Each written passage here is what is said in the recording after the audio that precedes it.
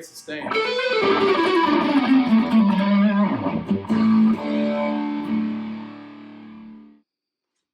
Okay, this is a 1-year review of my Brinson Sea Jay guitar.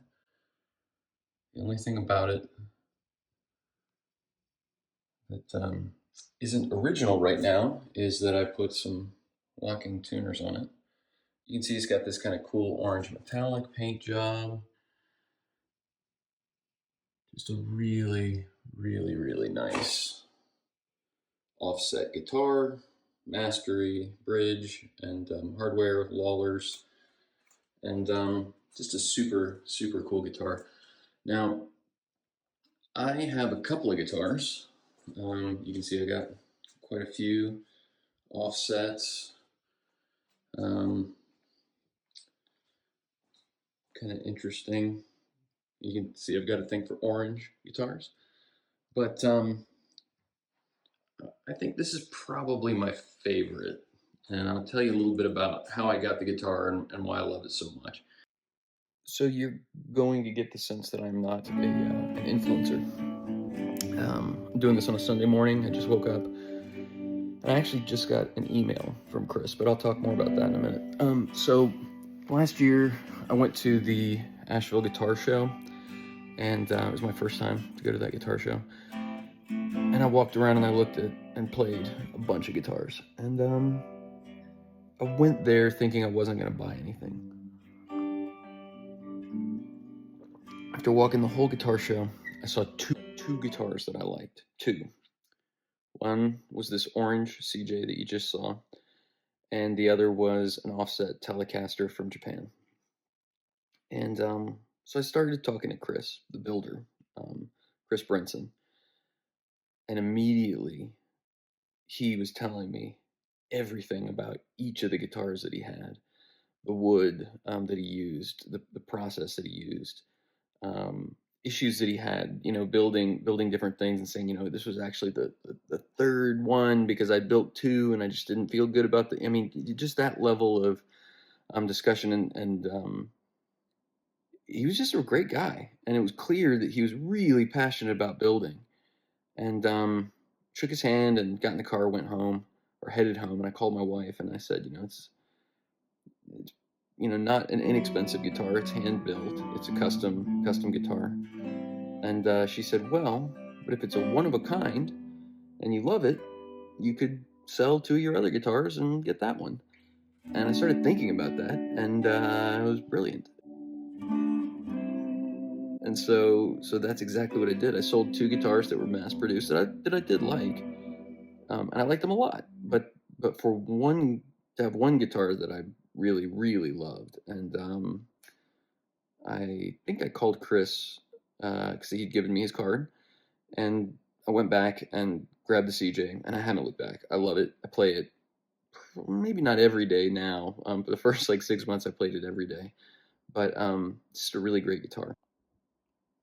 And again, I just woke up, so but I owe this to Chris. It's the least I can do. And again, you'll understand why I would say that in just a minute.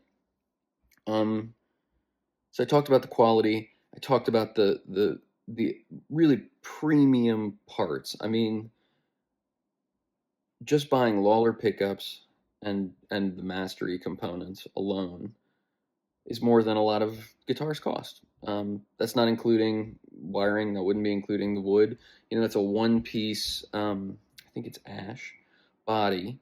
The neck on that guitar is not a mass-produced neck. Chris built that neck by hand, right? So that guitar started off as wire and wood, pieces of wood that the guy, but that he works so that it's what you see there is the guitar. And it's one person doing that, not a bunch of different people on an assembly line. And at least for me, I maybe it's in my mind, I can feel the difference. Again, I think I have a couple of nice guitars. I just love the way that one feels. It's just really special. And some things to know about the neck, even the fret wire that Chris uses, he uses really good fret wire. So the neck is more Fender than Gibson, but it's it's not, it doesn't feel quite like my other Fenders do. It's a little chunkier. It's a 12-inch radius. But it feels really good if you play Fender guitars, or you play Gibson guitars that don't have a super chunky neck. You're gonna really enjoy the way the Brinson feels, and I really like it. I've said a million things that I love about it. I think it's worth at least saying, "Ooh, this is something that was not ideal," right? So, and I wouldn't have had this until just this weekend. So this weekend, I was gonna change the strings, do an adjustment. I got out my straight edge to check my truss rod, and again, I haven't had any coffee yet. I've had 3 sips. You've been watching, um, and I noticed that I would like the neck to be a little flatter, right? I want to take a little relief out of the neck, and so I realized I didn't know what size Allen to use, and the last thing I want to do is strip the truss rod. Allen, I reached out to Chris. I sent him an email through his website. He got back to me in like 4 hours, and he said it's a 4 millimeter. And so I got out my 4 millimeter, adjusted the truss rod, and down the road you go. So the negative would be that I couldn't look up, like I didn't know what the 4 millimeter was. That was the size that it needed.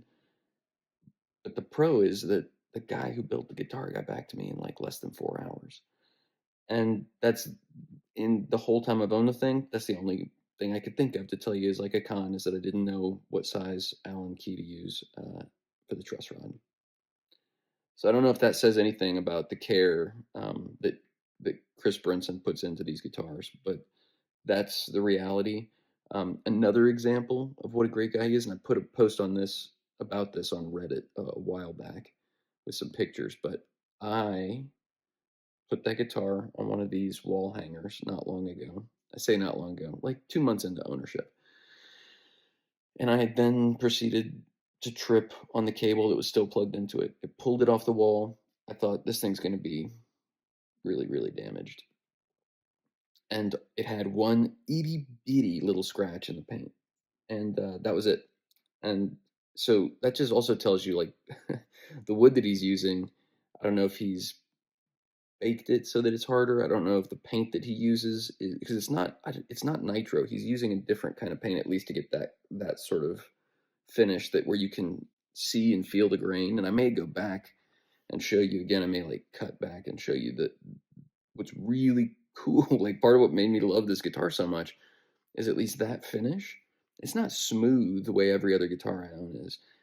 You can actually feel wood grain, like it's got a waviness to it, and it's awesome. But anyway, I called Chris and I said, "Hey, do you have any extra paint?" I actually have now touch-up paint in my garage, but he said, "You know what? Why don't you just come by the shop? You're only about an hour away, and I'm gonna fix it for you." He just worked on my schedule. I went over there. He showed me the whole shop. He showed me, I was talking earlier about how he's a perfectionist.